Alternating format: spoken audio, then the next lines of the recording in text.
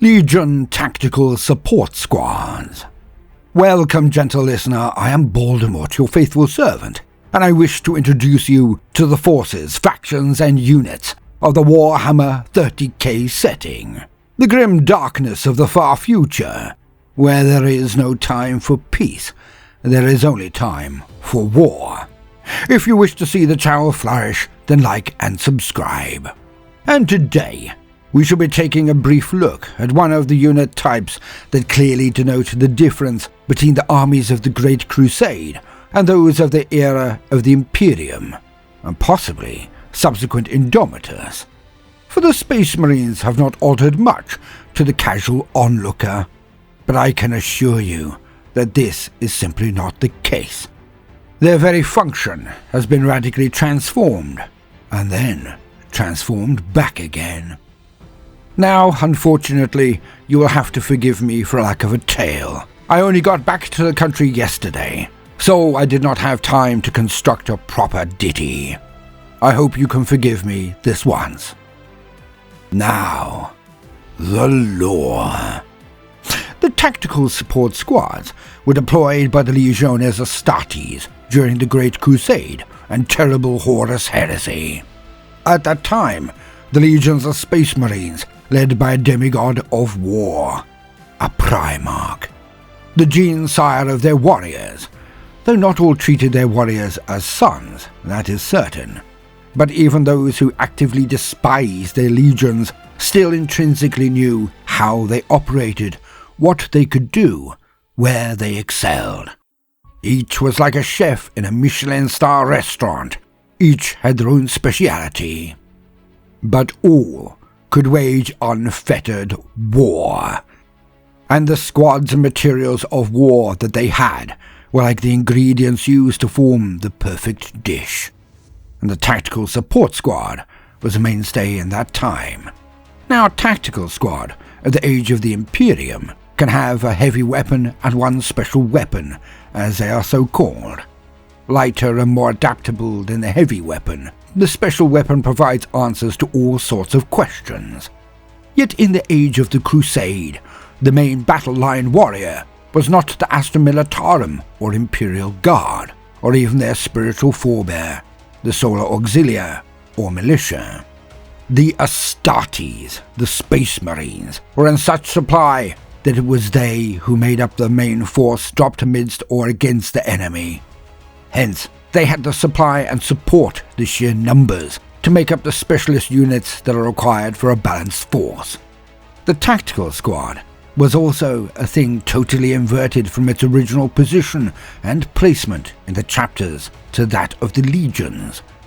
In the chapters of Space Marines, the ultimate goal of the warriors is the honor of being skilled enough, able enough, experienced enough to be able to be part of the battle line squads, the legendary tactical squad.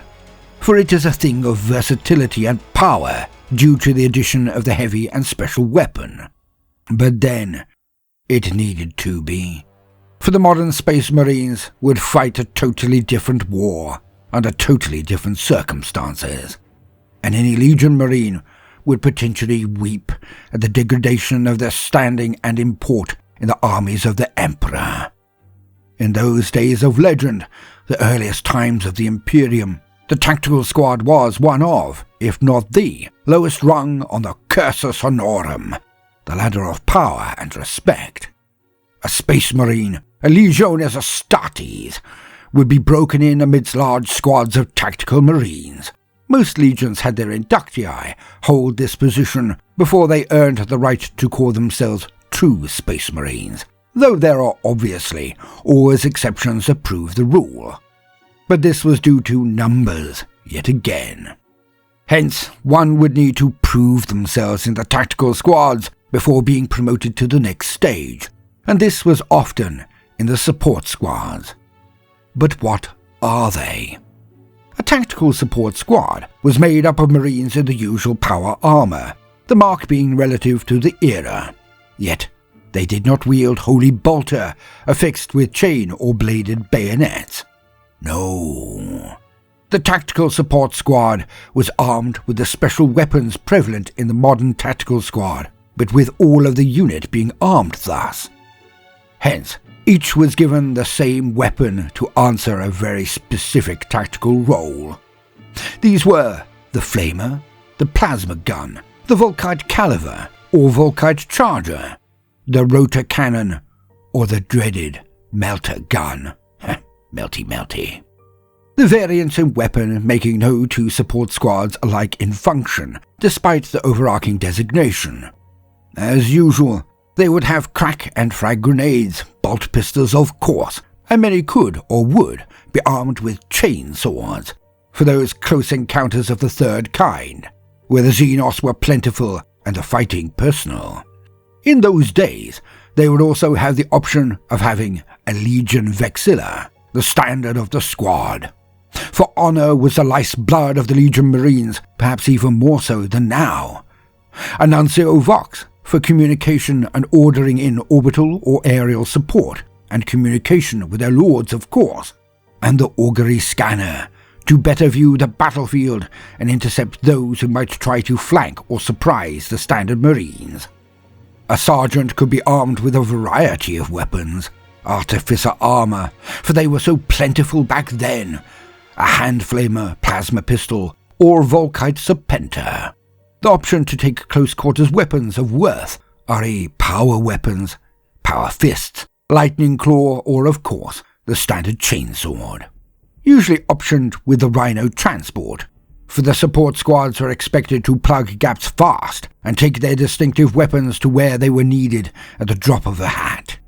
But when the legions turned on each other, when brother slew brother in the Horus Heresy, the galaxy ran with blood, and none more so than the Space Marines.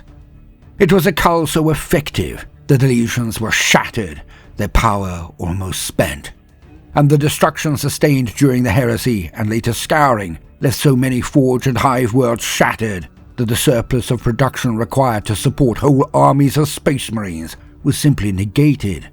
It was lost. But if the Adeptus Terra released all of its gene seed, they could then place so many Marines in non-combative roles and grow the zygotes to replenish the numbers to Crusade amounts in mere centuries, millennia at maximum.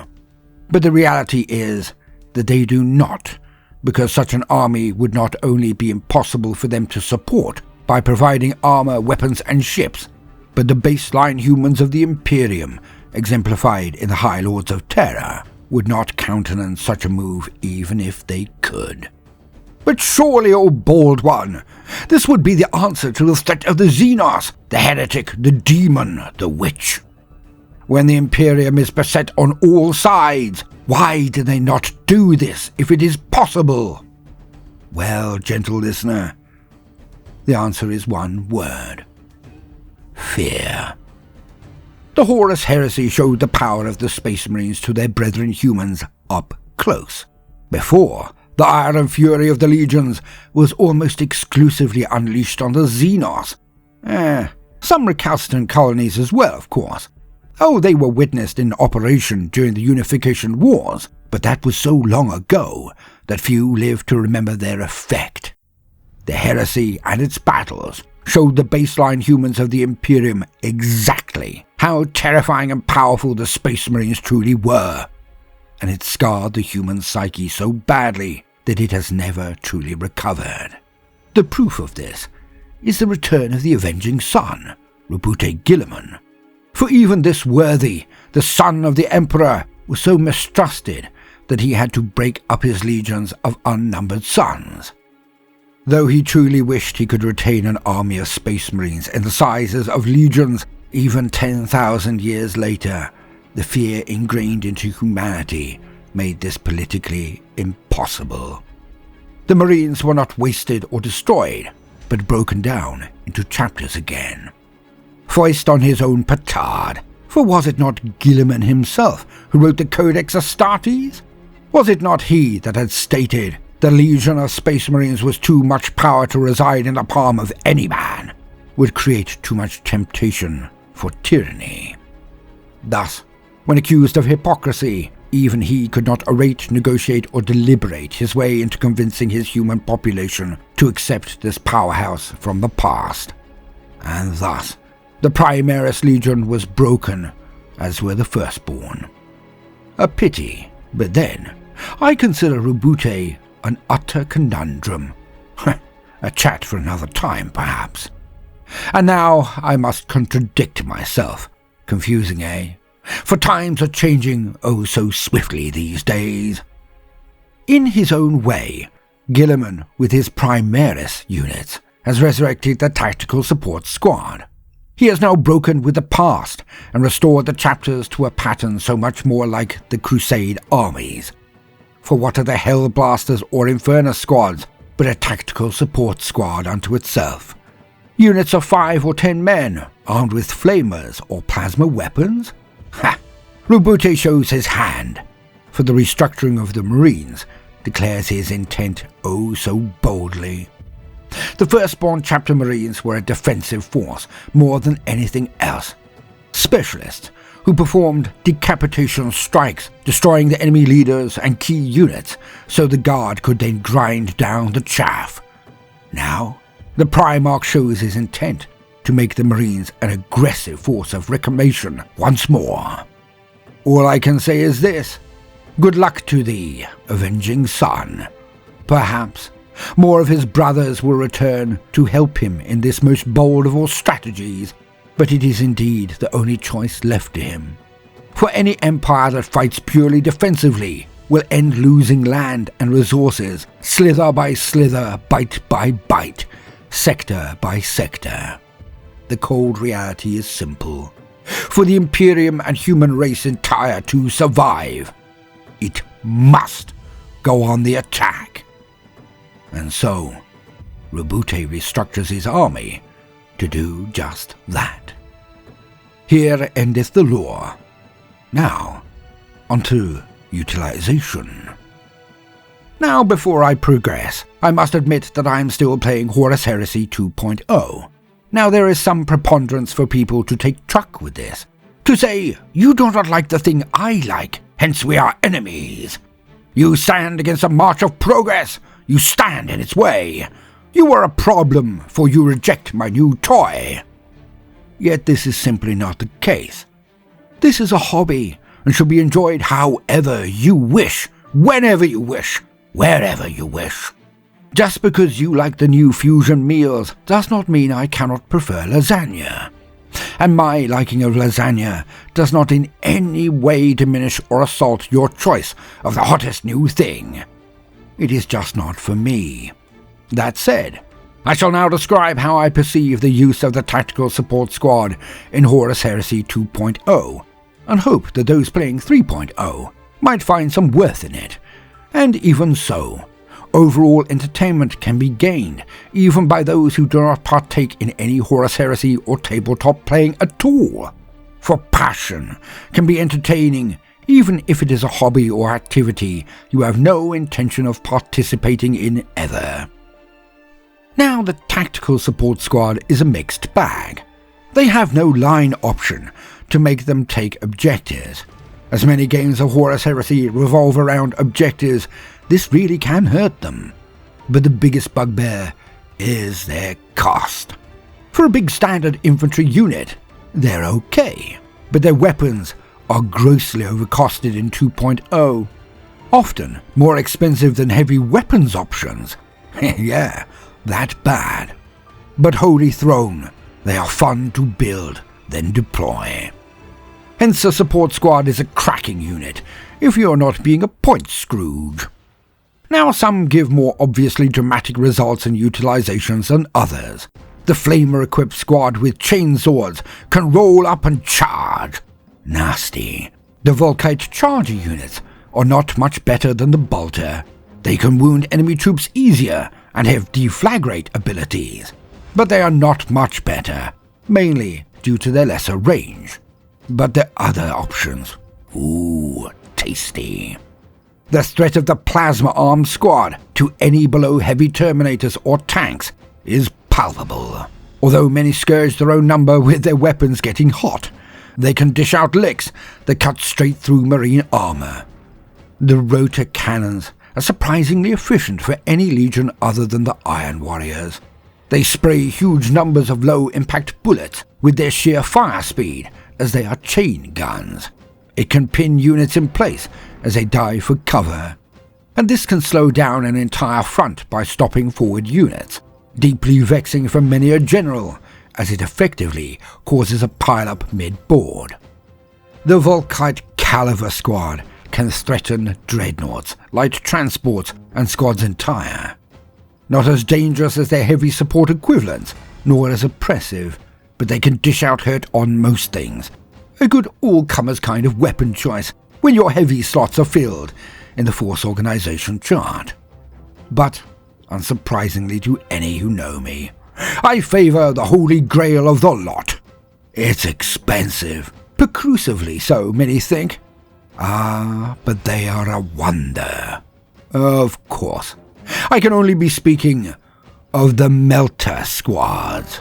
Melty. To me, they are perfection. I adore them so much. A rhino, lucky rolls, and a target is all I ask for. A tank of fortification, a knight even, or a heroic warrior who needs to be undone. If used correctly, they can kill near anything but lords of war or those tanks hiding behind flare shields. But, as I shall show in Patreon videos, they can be a distract effects or hidden treasure, or as I crassly call them, a cock blocker. And this is often my favourite utilisation of the squad. You know that time. Your opponent is about to make the move. Then this squad hoves into range, and then they, the opponent, have to delay their advance, removing their momentum, messing up their plan, causing them confusion, forcing mistakes as they reprise their situation. Gorgeous. But we'll discuss that in the videos on Patreon, coming as soon as I can. The Tactical Support box is also one of the few real bargains in the entire line, for you get every variety of weapon in said box. 60 full weapons, hence the firepower for a full 6 squads, 12 if you use 5-man units. Nice. A pity that they are so darn expensive on the field of glory, but perhaps that is why the box is so cheap in comparison to other types. But there again, I do not play Horus Heresy competitively and enjoy forging the narrative, so to me, the cost is of no great note really. I put down whatever figures I like, when I like. I just trust my friends to do the same. But woe unto those who do not. For secretly, when pushed to it, I have taught more than a few newbies not to draw the ire of the old tooth. Because I can take off those kid gloves at any time I like, dip my hand in water, and give them a slap on the back of the legs they will not swiftly forget. I do not fight competitively. It does not mean I cannot. Because I play for the fun and friendship, the story and the slaughter.